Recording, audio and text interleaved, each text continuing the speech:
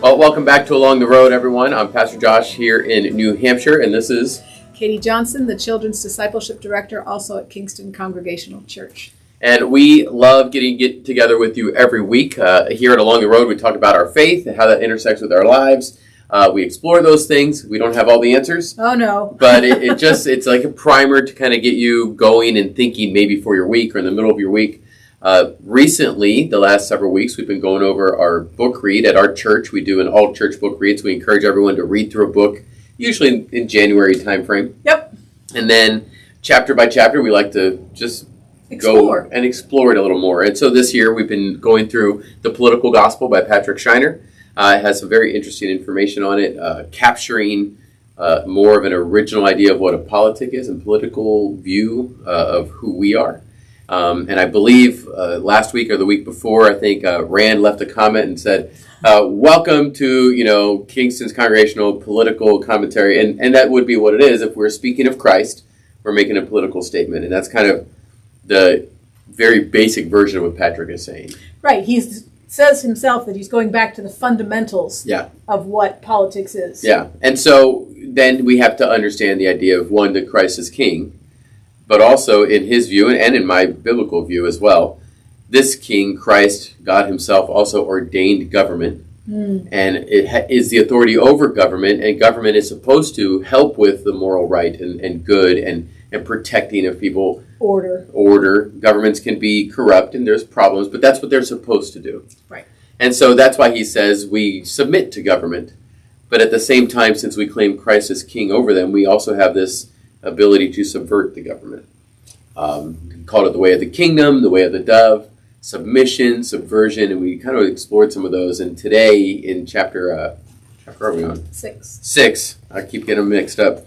We kind of bring the submission and subversion together and say, how do these work? What does that look like? And Patrick brings up some things that have happened in the last several years. And even since this book has been written, some more things have happened. Things do. As things do, we can explore that as well. Of course, he begins the chapter with something that many of us already know about. This is back in 2016 when Donald Trump was a candidate for presidency, and how it was more of a shock to everybody of what happened and the results. And I remember this clearly, that there were people on both sides of the aisle. Some people thought this is our salvation as a nation. And other people thought our nation's going to fall apart. It's the hopelessness, So he mentions living in Portland, and he says on page 124, when the hope was not fulfilled, and in the Portland's case, it would have been that, that Donald Trump was not president. He said there was lamentation. This was the city's view. And then his very next sentence says, as Christians, we're not immune to this. That we tend to either lament for whoever's in office, depending on your view, and I think not every Christian does it the same way, or we tend to see, now there's hope for our nation. He calls it triumphalism and escapism, and these are our typical responses as believers. Triumphalism is what marries the Christian to the state. So, if you're out there and you're looking at 2024 voting, and you're man or woman, I don't know who the final candidates will be, but your man or woman ends up becoming the president or the governor or the mayor, and you think, now we're on the right track, that's triumphalism. Mm-hmm. It's this idea that, the state is going the way I think it should as the church. It matches up with my line of thinking. My line of thinking, exactly. And I think the difficult part is, and he mentions it as well, and I've always thought this, it doesn't matter whether you're Republican or Democrat or independent or green, it doesn't matter. There is corruption at every level. There is ungodliness at every level. And that's just the way it works in the reality of this world. Power corrupts, I believe is the phrase. Yes, absolutely, and corrupts, absolutely. So it's true. He says, others of us then reject this triumphalistic attitude, and we respond with escapism. So when things aren't going right, we see that we just kind of escape from that. Well, I'm just not my fault. Not my I fault. didn't vote for him. Right. The church becomes an enclave, and the rest of the world's just going to pot. That's just how it goes. And so he looks at this, and on page 125, he puts like the option 1 of escapism on one side, and the option two of a triumphalism.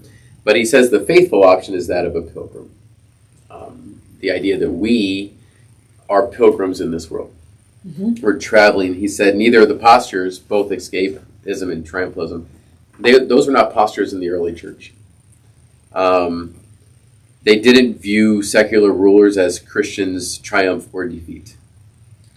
They had already decided on the cross. So I put a little note on the side here, and I just said, in the early church, think, right after, within the first 100 years of Christ, politics have always been a thing in all different ways, whether dictators or democracies or vote, all types of ways. The early church and the early church believers, and we should be the same, we believe that triumph is on the cross. Triumph is on the man on the cross who death couldn't hold down, not on the next leader voted in. And I think that's an extremely big thing to keep in mind, no matter which way a vote goes. It helps you with your perspective. Mm-hmm. Yeah. So he says here that, like Jesus, the early church has much to teach us about political formation, even in our current moment. Mm. Since this was written, I believe this came out somewhere in the last couple years. So, Biden is currently president, but Patrick doesn't know other things that have happened in our nation at the writing of this book. Yep. And it still rings true. You look at Supreme Court decisions. Some have gone, as many Christians have wanted, in Roe versus Wade being overturned. Yay, they really love that. And that's triumphalism. It's going to go our way now. The nation's going to get better. And others lamented that. And it says, we just forget all this. The courts are just all corrupt as well. As opposed to understanding that Christ reigns over all of that. Right. And whichever direction it goes does not affect the reign of Christ. And it really shouldn't affect how I communicate the gospel of Christ. I mean, that's my view. At the bottom level, At the very bottom level, the very basic level of subverting and submitting. Like, I submit to those things. Now, we're going to get later in this chapter that are there times when you completely do not submit, and right. We will get to that. And part of it is our view of what is the government. And the role of the government. The role of the government. Yes. So the next section talks about, he literally just says, the government is not our enemy. Now, depending on where you live, take a breath. Depending on where you live, that's a whole type of thing, Yeah. But he points out that Paul and Peter argue governments are not only God's servants, but many times they serve to do his good purposes. And their governments were way worse than our government. Which we often stop and not think about. Yeah, that we struggle with the submitting to government because God has ordained it, but it raises this deeper question: why do we do that? Why do they exist? Mm-hmm. If they're not in their conception, in their uncorrupted form, they're not in the ideal. So the first thing he points out is that God created all this power for good. The governmental structure is meant for good. He says that prophets affirm this, and he shows this entity in these non-believers who do good in God's world. And I think of, he mentions this great superpower of Egypt and Assyria and Babylon that did evil in the world, but also, if you think about the governmental structure of Egypt, when Joseph went there as a slave, because of their power and their structure, and Joseph coming to where he was, they rescued millions of people by preparing for the famine, including the nation of Israel, the people of Israel. Right, right. Joseph, we're doing this in Sunday school right now. Joseph's life looked terrible at more than one juncture, but like Esther, for such a time as this, God put him there. Yeah, and so he points out that you don't have to be a Christian entity to do good in the world. No. Same as truth, right? Yeah. There is general truth out there, and all truth is God's truth. And so you can do good in the world and not be a believer. And so we have to understand that. God blesses the world consistently through non-Christian institutions. It's the same idea of general revelation, the general blessing that God maintains all of us as living and breathing human beings. So we do have to understand powers can be corrupted. So he says, we understand that, but we still affirm their rule. God put them in place. Yeah. And that's kind of the balance we have here. So Paul recognizes this reality even while he's living in Rome. Rome could not be both good and bad. No, not could. It could be both good and bad at the same time. And it brings up that thing that we've talked about here, that I've talked about in sermons over the last couple of months, that as believers we constantly live in a tension. And with the realities of what God has placed in the world, like governments, there's a tension. They are meant for good, to help the homeless and the poor, and to protect society, and to help order things like murder is wrong, stealing is wrong, to help order these things that are godly rules that he's given us. But the tension is, like everything else, humans are corrupted, and we corrupt that. And so I have to recognize God's rule in that, and also recognize the corruption of it, and I live in that tension. And Paul did as well, and he was willing to live in that tension. And you can see that in his writings and what he does. He believed he was so innocent in his subversion, I guess you could say, to government, because he never outright went against it, that he claimed to Caesar, I'll show my innocence all the way up to Caesar, and at the same time I still claim Christ as Caesar, Lord over Caesar, so it's that very interesting place. Sure. We don't tend to see the governing authorities are a type of common grace that God gives us, because imagine having no authority.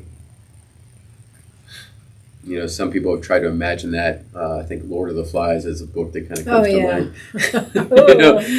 No authority, and it just anarchy, and it falls apart, and it can be really bad. So that's the first point, and what we recognize, that God created this power for good. And the second one is that the government is not the real enemy, and Christians are not anarchists. And that is a hard one. The way to peace is not through mutiny, but only through the kingdom to come. So we see the way to peace is not taking over our government with force. If you're a believer and you want to become part of your local government, of the school board, a mayor, the governors, whatever, yes, you're working within it, submitting to the way the government is. In the channels. Yep. But we are not going to defeat it with tanks and guns and ships and. You can't make people be good. Yeah. It doesn't work that way. No. And so he writes clearly, Rome was not the enemy. The Democrats aren't the enemy. The Republicans aren't the enemy. None of them are the main enemy. And we have to understand that. So we have to understand the main enemy is Satan himself. These demonic forces that are out there. And I think we see that. He says, our sin problem runs much deeper than the man or woman up top. Much deeper than the donkey or elephant. And I think we have to remember that. We tend to, it helps us to separate that so we don't think of our sin problem. Yes. Yeah. I can place that on the donkey or the elephant. They messed it up. Scapegoating. Scapegoating is something we love to do. They did that. We push it off to something else instead of realizing that the reason these things are messed up, the reason that maybe if you're a Republican and everything's Republican controlled and it still doesn't go your way, it's because we're sinful beings. Right. And you get swept up in the, I don't know if I'd go as far to call it hysteria, but it's that kind of idea. I would go that far. Oh, would you? I would go that far. It's easy to get sucked. It's a vortex that you get sucked into. It is. And so he's very clear. He says the government is still legitimate and good because a government is better than no government. Order is better than anarchy. And that is something that God sustains for us and gives us, this order. It's not perfect because it's run by humans. Yep. And in some other countries, and not in America, it's way worse, or dictators. Sure, there's all kinds of examples of that. Yeah, there's a lot of examples of that. And so he says we recognize that no matter which party we associate with, there are dark recesses to both. Yep. And I said, what did I write here? I said we should, but not many think of that. Mm-hmm. Instead, we think the evils are obtained in the other party. We want it to be cut and dry, don't we? We do. We love to think my party is good, that party has the evil. My party has the better answer than that party. Instead of understanding that there is a lot of more nuance to it, there's a lot more gray to it, and it doesn't matter which party you're with. I struggle because I have some friends and some people that I know that are in government. They're strong believers, and even there they have to make some compromises. You have people that you're voting for. You're now in a government for the people.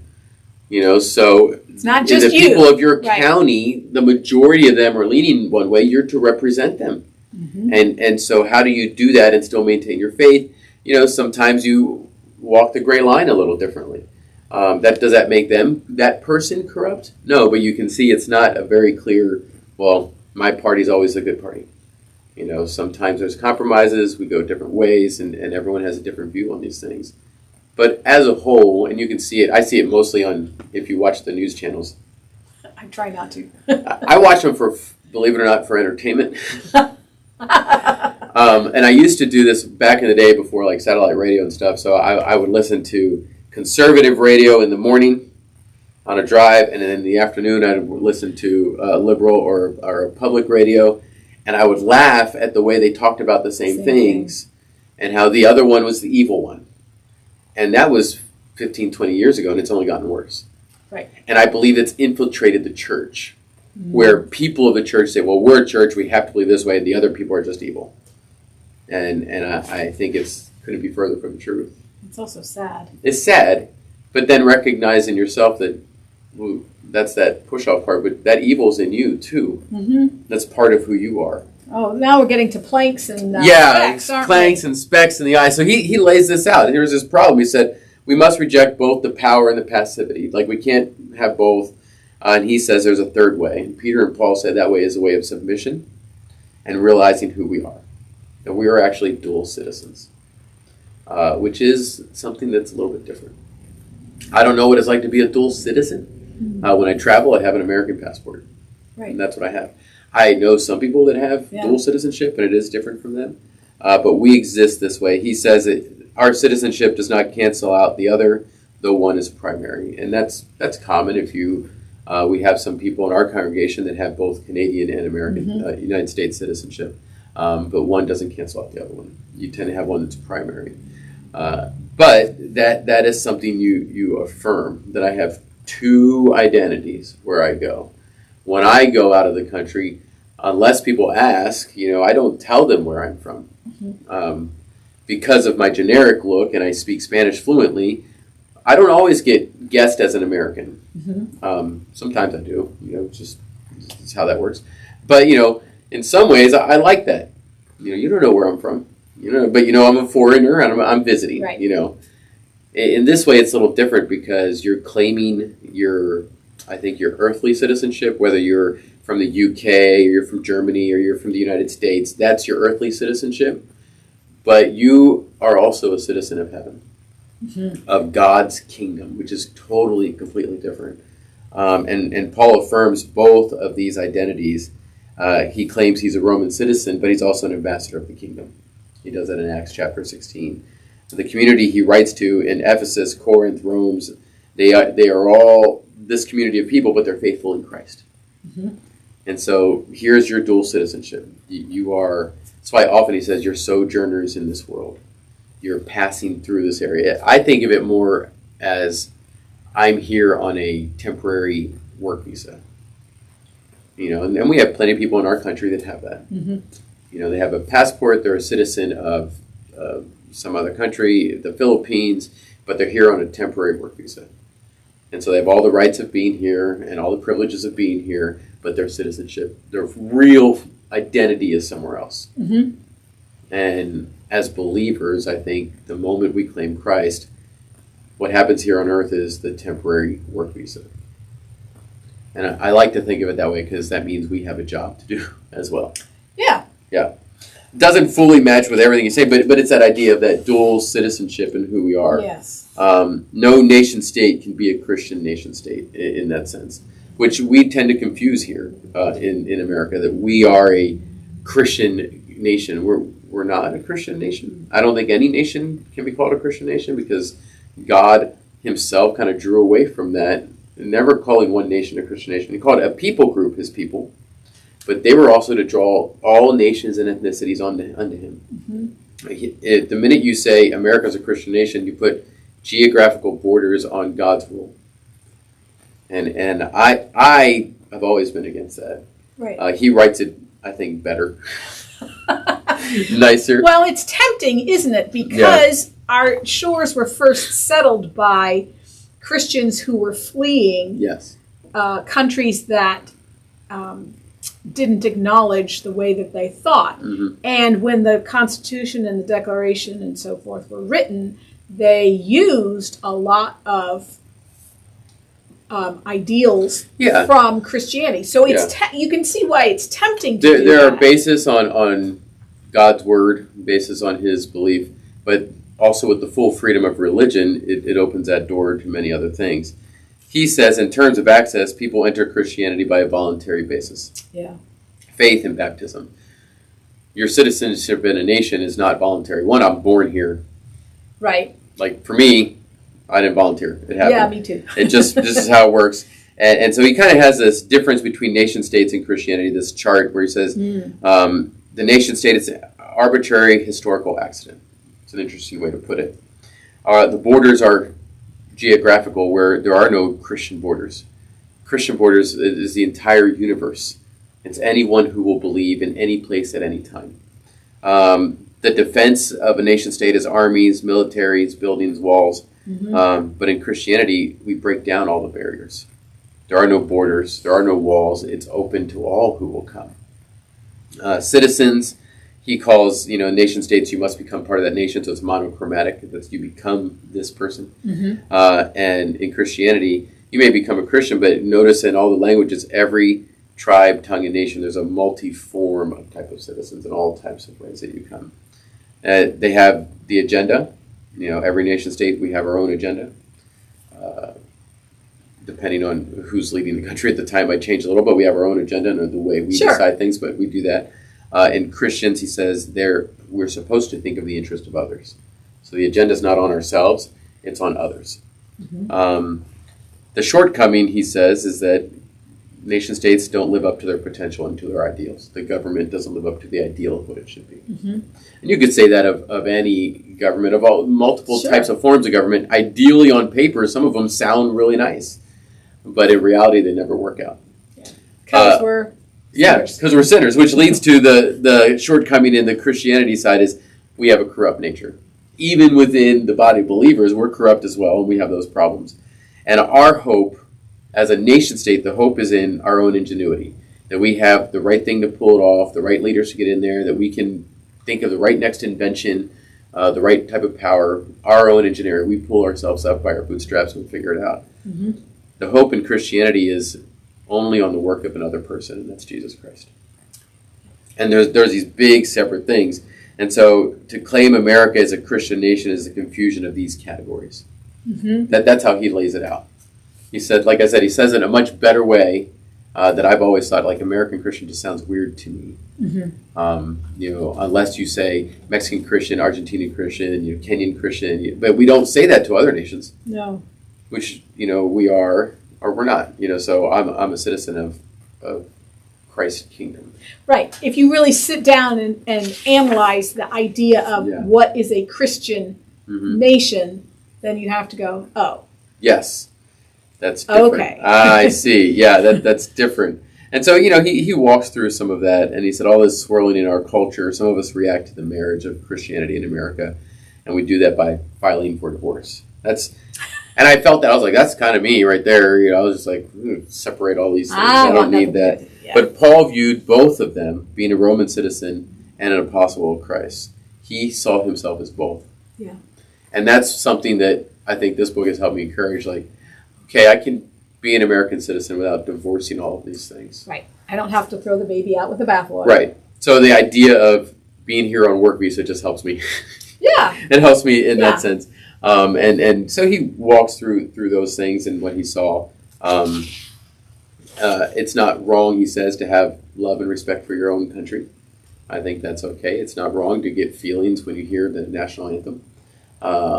If you feel your nation has done great things, and the history of our nation has both bad things and great things, you feel that. So to love our country, our homeland, he says on page 133, is not a bad thing. This can but it can become warped, but it would only be warping a good thing. So the extreme divorce of our dual citizenship produces political relativism that's only possible for those that are privileged. So he kind of walks this through as he had told us about a story of Corey Ten Boom and the singing of the Holland National Anthem, and everyone just knew the organ concert. The organ concert. It's a beautiful story. I think people should go pick up on that as well. So that does embody the good, doesn't it? Yeah, it does. And to think about that concert was a time where they drew up that's a subversive act. Very. It was very subversive, but there was no military action in that. Right. It was very interesting. So he says what's the solution is to recognize the distinction and the overlap. Mm-hmm. What makes these things different and where do they overlap? And the church should follow in the tradition of Jeremiah by seeking the good of the city, which is very interesting. But the paradox, he says, is we should be the best citizens of the state because of our citizenship is in heaven. Because I am here on work visa and my true citizenship is in heaven, I should be the best type of person living here on work visa. Partly because you wanted to get it renewed. I want to get it renewed. I want to keep working here. I want to be that valuable person. And so we and I don't think we operate this way, especially in the American faith, with dual identities. Right, I agree. And not only that, in the last 20, probably 40 or 50 years, the American Christianity or American evangelicalism has become the trumping identity. And here he says, our heavenly citizenship, not geographical American citizenship, should trump our earthly citizenship. It should be the primary one. It should be the primary one. Yeah. So they're distinct. I am an American citizen, and I'm going to do that to the best of my ability. But above and that, what trumps that is that I'm a citizen of heaven. Mm-hmm. And so at what point, a lot of that is a lot of submissive things. So at what point do we subvert? Do we go against the empire, as he puts it? Yes. Whatever submission and dual citizenship mean, it cannot mean blind subjection.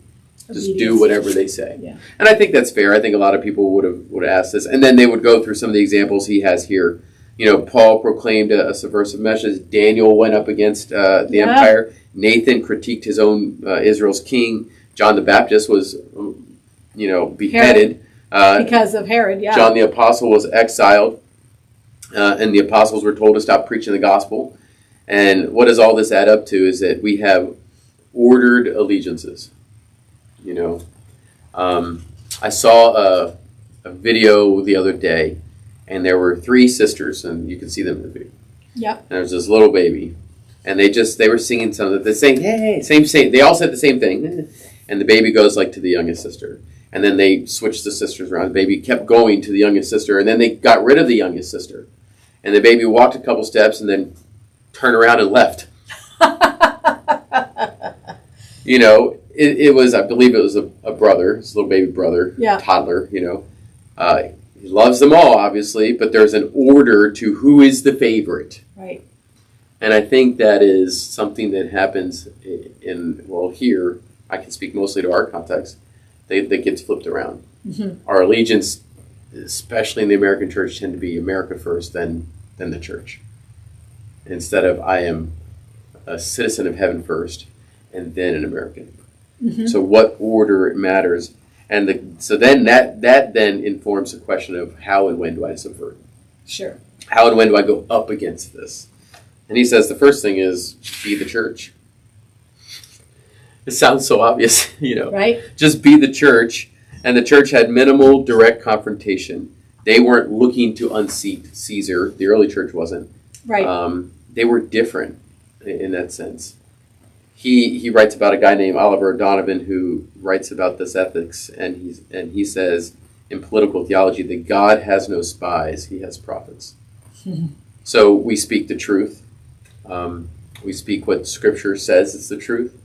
And if the government says they don't believe that, I still speak what the Scripture says. Spies are doing things in a clandestine way.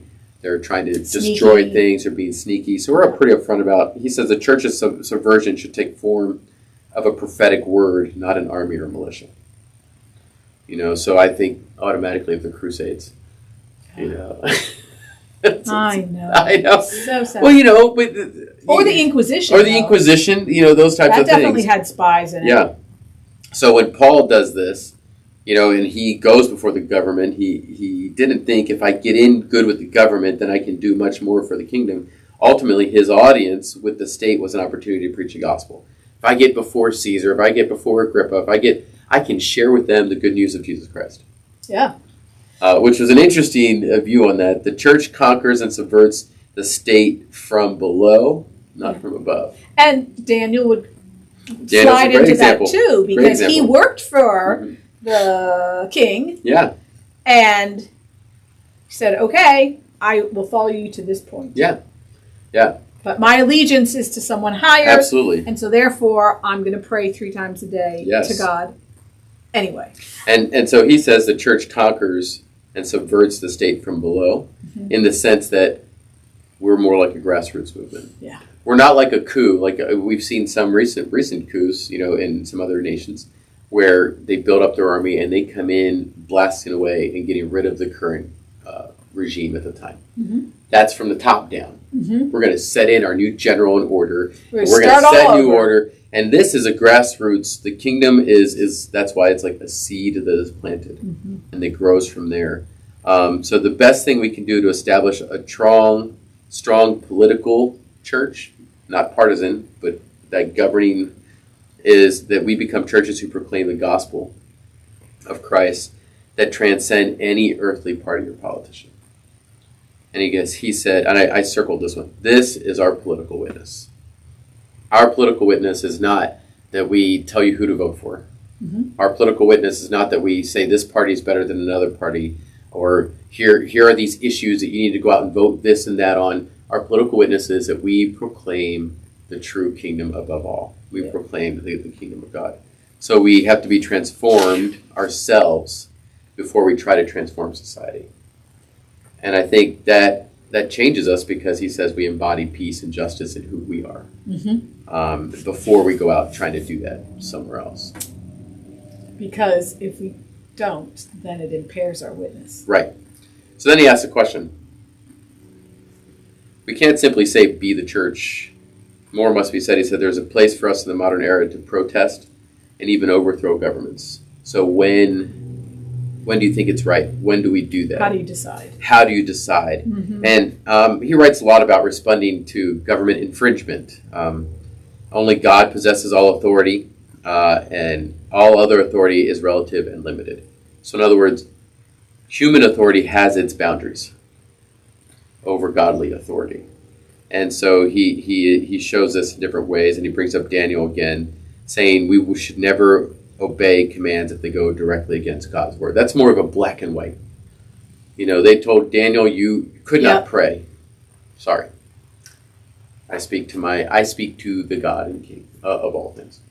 You know, because he has not changed. He has not changed. You know, this infringement category becomes more complex when spheres of authority begin to overlap. Yeah. So here's the godly authority and the human authority that he's put in place, and there begins to become gray. You know, the government should be involved or should not be involved, depending on your view, in parenting.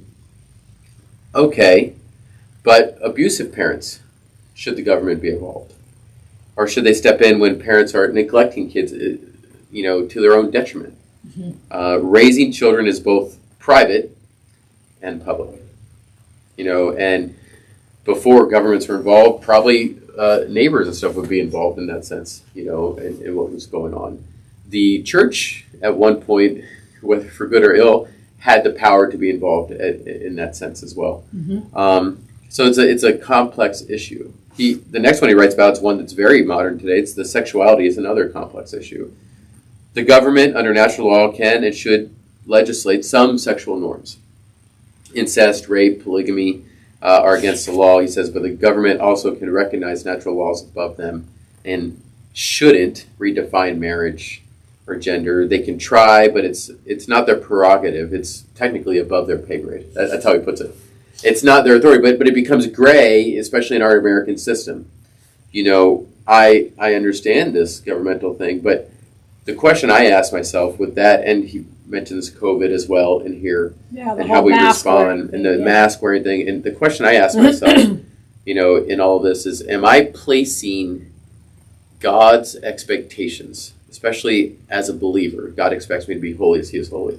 I've accepted him as king. Am I placing that on people who don't even recognize God? And when I do that, I think it hurts the gospel. Because they haven't recognized God as king. They haven't recognized Christ as Savior. So they haven't submitted to his authority. So until they're there, why am I telling them they have to? It almost is like I'm saying, you have to do this to earn him, to be his child. No, that's not how that works. And so that's the rubric I tend to use. It's not exactly the way he lays it out here, but it's the one I tend to use. So that's why he says we must be wise, learn from and lean on each other, discerning when subversion is justified. When do you wear a mask? When don't you wear a mask? When the churches aren't supposed to gather, but we are told to gather together. How far is that line? And there's no black and white answer to that one. No. We would like there to be. We would like there to be, and I think churches did it in different ways. Yes. I think some churches gathered anyway in a way that was a good witness, and some churches gathered anyway in a way that was a bad witness. And it was more about how they communicated it. And what they were doing. Attitude makes a huge difference. As usual. The second category says is when a government is, to justify subversion, it was a government is neglectful or in violation of what they're supposed to be. They go against the common grace that God has given. They're so corrupt. And people know the difference between right and wrong, but now they are approving the wrong, deliberate proof of wrong. And he says our freedom as Americans is one thing, but our freedom under God's rule is something else. So scriptures don't give us clear guidelines on exactly when. But he says take these things into consideration. And so I'll lay them out for you. Whenever you can't, the first one is, one can't do this whenever you simply feel like it or dislike the government. I don't like that one. We're not going to do it. The second one is the corruption must be widespread, not just one person, but it's all over the place. And the third is the level of suffering of fellow citizens should be measured. And you begin to see this quantifiable suffering. Nonviolence should characterize the disobedience. And fifth, typically the protest and disobedience should be publicly disclosed to draw public awareness to the issue. Martin Luther King's peace marches. Yeah, peace marches. And those were advertised, and everybody out there, knew about and everyone it. can go to them, and they're to be peaceful. But they also, I believe, as a body of believers, they shouldn't be required. Right. I will do this, but I wouldn't say, hey, everybody, let's go do this. You're not a part of our church if you don't do this. That's not what I would say. It should be something that you are a part of as well. And then he brings back the idea of Dietrich Bonhoeffer and his decision to enter into assassination of Hitler, because in Dietrich's writings and his struggle through this, going through a lot of this, basically, there were no peaceful avenues left for him. That's how he felt. The widespread suffering of humanity that Hitler perpetrated made the move justified in his thinking. And so it's very interesting that he kind of lays out this example, that if we protest, we are personally commanded to do something against God's will. It can grant license for us to ignore other injustices. We got to be careful which ones we choose. Yes. Yeah. In other words, yes, you can't pick and choose. No. If it's an injustice, you have to address it. Yes. Yeah. End discussion. So he said we need to recover the idea. He calls it mindful activism. And he kind of walks through that. We have the right to fight against things. He lays out Jim Crow laws, abortion policies, the porn industry, slave trade that is out there, and modern trafficking that is out there, to advocate for policies that protect the earth and the family. You can advocate for these. I would say you can go and stand at the foot of your Senate House and do those things. So you have to just know, are you doing that because you believe that is what God has placed in your heart to do? Mm-hmm. Are you doing that because you just have to tear the government down, and as long as your candidate gets in, or if that vote goes your way, then you've won. But there is this place where the government is not doing the godly job that it was told to do. So Dietrich says, Christianity stands or falls with its revolutionary protest against violence, arbitrariness and pride of power, and with its plea for the weak. Christendom adjusts itself far too easily to the worship of power. And I see that a lot, especially in our American government politics today. We adjust too easily to the right candidate got in. Oh, now we're good. And that's not what it does. He says, why do we do these things? Why do we protest? I wrote the big question, like, what is the why? And then I found it. He wrote, obviously answered my question. We do so because we love our neighbors. If I'm doing this out of love for my neighbor, protesting, that's a reason. We love our neighbors, seeking to flourish the best out of our abilities and to do so out of submission to God. I'm going to follow God and show love to my neighbor in this. Mm-hmm. And that's kind of the process. Yeah.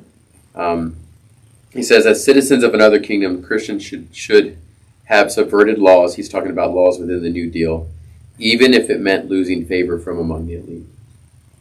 Because there were things within the New Deal of the 1930s that he said if Christians were aware of it, they wouldn't have been for, but they chose not to go up against them because, well, then my person comes out of power.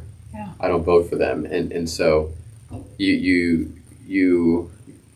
kind of playing both sides there and redefining these things. And they weren't good laws. They were laws that allowed all these buildings and middle-class buildings to go up, but it didn't allow people of color to get access. In there and have access to it. Yep. So well, and then there's the whole stuff that happened with the Indians. Yeah, as well. Yeah.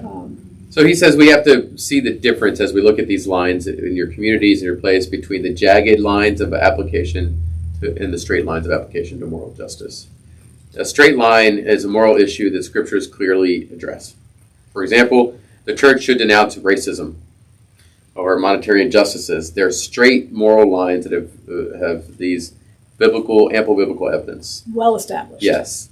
The jagged line concerns with how the church responds. Mm-hmm.